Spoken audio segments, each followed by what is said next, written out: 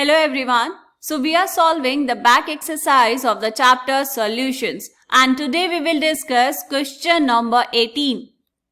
So the question is calculate the mass of a non-volatile solute, molar mass 40 gram per mole, molar mass आपको दिया है, which should be dissolved in 114 gram octane to reduce its vapor pressure to 80%. क्या मतलब हुआ बेटा? Question में आपको निकालना है mass of a non volatile solute मतलब WB. ठीक, मोलर मास कितना गिवन है आपको? मोलर मास दिया हुआ है सॉल्यूट का 40 ग्राम्स पर mole. Okay, should be dissolved in 114 gram of octane मतलब आपको दिया है बेटा WA विच इज 114 ग्राम्स. तो MA निकाल लेंगे हम. MA का मतलब क्या हुआ? Molar mass of octane. तो यहां पर कैलकुलेट करेंगे बेटा. ऑक्टेन का फॉर्मूला क्या होगा? C8H18. कितना? कैलकुलेट करो इसको. 12 इंटू 8 प्लस 18. 12 8 जा 96 प्लस 18 इक्वल्स टू 114 ग्राम पर मोल. तो इसको भी हम यहीं पर लिख लेंगे 114 ग्राम पर मोल. और आगे क्या है क्वेश्चन में बेटा? Which should be dissolved in 114 gram octane to reduce its vapour pressure to 80%. Vapour pressure कितना रिड्यूस हुआ है? 80%. मतलब अगर प्योर का जो वेपर प्रेशर है वो था P0A, तो अब जो फाइनल प्रेशर है वो कितना हो गया है? 80% ऑफ P0A.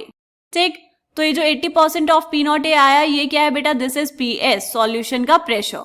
देखो बेटा अब इसको सॉल्व कैसे करेंगे? आपको निकालना है मास ऑफ सॉल्यूट. फॉर्मूला लगाएंगे relative lowering of vapour pressure. So P0A minus PS divide by P0A equals to XB. यही होता है. और XB क्या होता है? NB divide by NA plus NB. Number of moles of B divide by total number of moles. यहां पे आपको ये थोड़ा सा और सिंप्लीफाई करना पड़ेगा क्योंकि जब आप इसको सिंप्लीफाई करेंगे तो यहीं पे आएगा mass and molar mass of solute. तो करो इसको सिंप्लीफाई. वैल्यूज पुट करेंगे साथ साथ. P0A माइनस PS कितना बेटा?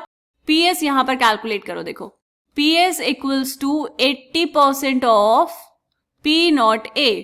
सो PS इक्वल्स टू 80% का मतलब क्या हुआ? 80 डिवाइड बाय 100 इंटू P0A. सो एक जीरो से एक जीरो कैंसिल बेटा. कितना आया?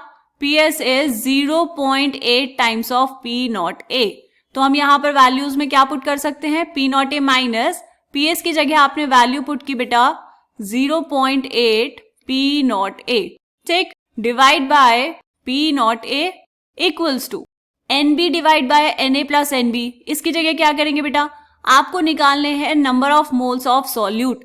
कैसे निकालेंगे? देखो number of moles of solute equals to given mass of solute, वही तो हमें कैलकुलेट करना है, डिवाइड बाय मोलर मास कितना है? 40. तो NB की जगह आपने क्या लिखा बेटा? WB divide by 40 whole divide by NA कितना है? NA अभी हम कैलकुलेट करेंगे प्लस NB कितना है बेटा? WB divide by 40. NA की वैल्यू कैलकुलेट करो. Number of moles of A मतलब सॉल्वेंट. सॉल्वेंट क्या है यहाँ पर? Octane. Equals to given mass 114 gram divide by molar mass. Molar mass कितना है बेटा? 114 ग्राम पर मोल.